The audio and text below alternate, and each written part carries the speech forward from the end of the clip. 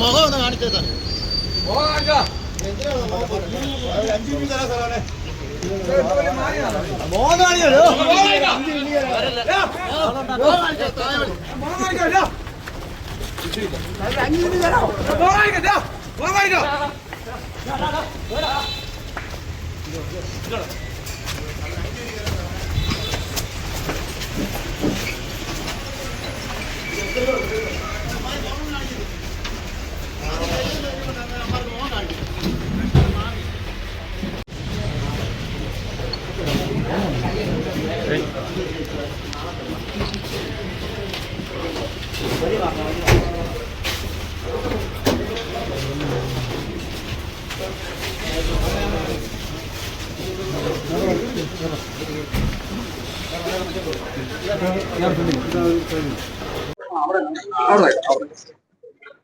ഇന്നലെ ഉണ്ടായ ഈ സംഭവത്തിന് മുൻപായി പ്രതികളും ഈ ആരോപണം ഉന്നയിക്കുന്ന ആളുകൾ തമ്മിൽ പരിചയമുണ്ടോ? ഇന്നലത്തേന് മുൻപേ അവർ പരിചയമുണ്ട്. പക്ഷെ ഇവര് തമ്മിൽ വേറെ ഇഷ്യൂസ് ഒന്നുമില്ല. ഇതിന് മുമ്പേ മറ്റ് വൈരാഗ്യ കാരണങ്ങളൊന്നും ഉണ്ടായിട്ടില്ല. ഇന്നലെയാണ് ഇവര് തമ്മിലുണ്ടാകുന്ന ആദ്യമായിട്ടുണ്ടാകുന്ന വിഷയങ്ങൾ ഉണ്ടായിട്ടുള്ള ഇന്നലെ മാത്രം. ഈ തുടക്കം എങ്ങനെയാണ്? തുടക്കം 3 മണിക്ക് ബിവറേജസിന്റെ അവിടെ വെച്ച്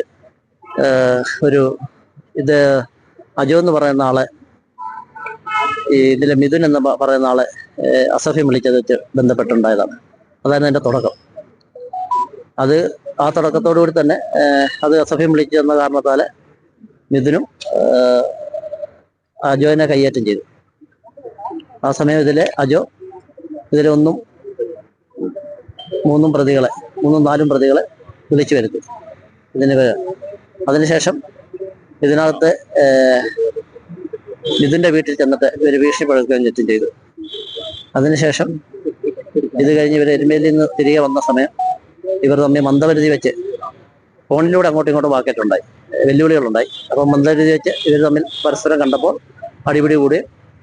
അതിനുശേഷം ഇതിൽ 1-ാം പ്രതി കാറുമായിട്ട് പോയി തിരികെ വന്നപ്പോൾ റോഡിൽ സൈഡിൽ ഫോൺ വിളിച്ചുകൊണ്ടിരുന്ന ഈ മരണപ്പെട്ട ആളെ വാഹനം ഇടിച്ച് കൊലപ്പെടുത്തുകയായിരുന്നു.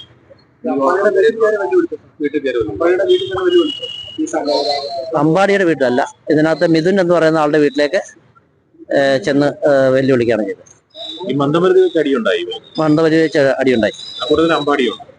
ആ കൂട്ടത്തിൽ ഇവർ 4 പേരുണ്ടായിരുന്നു. അമ്പാടിയോടൊപ്പം മരണപ്പെട്ട അമ്പാടിയുടെ 2 സഹോദരന്മാരും മിഥുൻ എന്ന ആളും ഉണ്ടായിരുന്നു.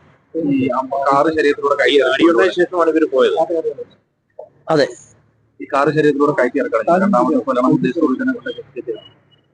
വണ്ടി ഇടിച്ചിട്ട് ശരീരത്തിലൂടെ കയറി ഇറങ്ങിപ്പോയതായിട്ടാണ് ഇപ്പൊ മനസ്സിലാവുന്നത്.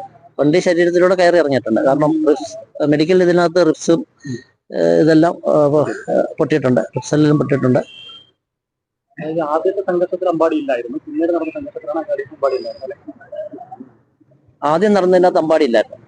ബിവറേജസിന്റെ അവിടെ വെച്ചുണ്ടായ ഉടക്കിനകത്ത് ഇവര് അമ്പാടി ഇല്ലായിരുന്നു. ഈ എറണാകുളത്തൊക്കെ ഉണ്ടായിരുന്നു. അരവിന്ദ് കാർ ഓടിച്ചിരുന്നു. മറ്റാരൊക്കെയാണ് ഉണ്ടായിരുന്നത്? അരവിന്ദും ശ്രീകുട്ടനും ഉള്ളതായിട്ടാണ് ഇപ്പോൾ മനസ്സിലാവുന്നത്. ബാക്കി ഈ സമയത്ത് ശ്രീകുട്ടനെ അടിക്കുന്ന സമയം വിളിച്ചു വരുത്തിയായിരുന്നു. അത് ബാക്കിയുള്ള കാര്യങ്ങൾ നോക്കണം, കൂടുതൽ ആരൊക്കെ ഉണ്ടെന്നുള്ളത്.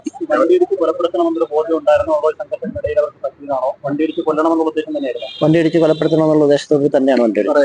എറണാകുളത്ത് എവിടേക്കാണ് സഹായം ലഭിച്ചത്? എറണാകുളത്ത് നിന്നാണ് അവരെ കസ്റ്റഡിയിൽ എടുത്തിട്ടുള്ളത്. അവർക്ക് സഹായം ലഭിച്ചിട്ടുണ്ട്.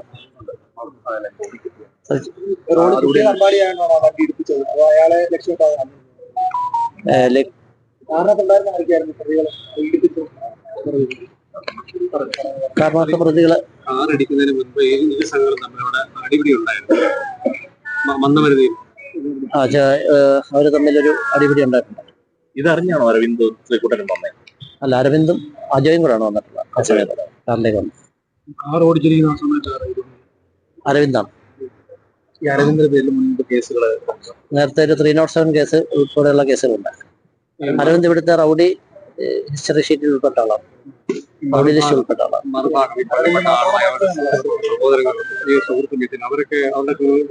ഇവിടെ വേറെ മറ്റു കേസുകളൊന്നും ഇല്ല. അവർക്ക് അരവിന്ദിന്റെ കൂടെയുള്ള പ്രതികളിൽ ഒന്ന് ശ്രീകുട്ടൻ എന്ന് പറഞ്ഞ ആളും അല്ല അവര് പ്രതികളാണ്.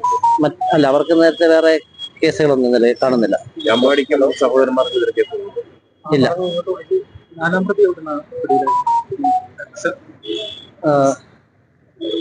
അത് പത്തനംതിട്ട ജില്ലയിൽ തന്നെ ഇതാണ്. സംഘർഷം ഉണ്ടായിക്കൊണ്ടിരിക്കുന്ന സമയത്തായിരുന്നു ഈ വാഹനം പിടിപ്പിച്ച് അവിടെ സംഘർഷം നടന്നുകൊണ്ടിരിക്കുന്ന സമയത്തായിരുന്നു വാഹനം. അതിനോട് സമാനമായ സമയത്താണ്, എല്ലാം ഒരേ സമയത്ത് തന്നെയാണ്.